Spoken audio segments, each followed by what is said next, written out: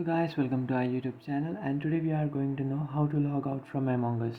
So let's get started. So if you want to log out from your Among Us account, what you can do is just open up your settings.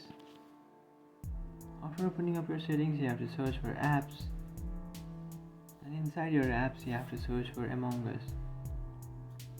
After searching for Among Us, here you can find storage and cache. You just have to tap on storage and cache, and you have to clear your storage. And after clearing your storage, now what you can do is just tap on force stop and then tap on OK. And after doing that, you have successfully logged out from your Among Us. So you can't log out from Among Us inside from that application. What you have to do to log out is to just open up your settings and follow the steps, and by doing so you will successfully log out from your. And now what you can do is just open up your Among Us and then logging in with your another account. So that's it guys, this is how to log out from Among Us. If you find this video helpful, don't forget to like and subscribe to our channel. If you have any doubts, feel free to comment below. Thanks for watching.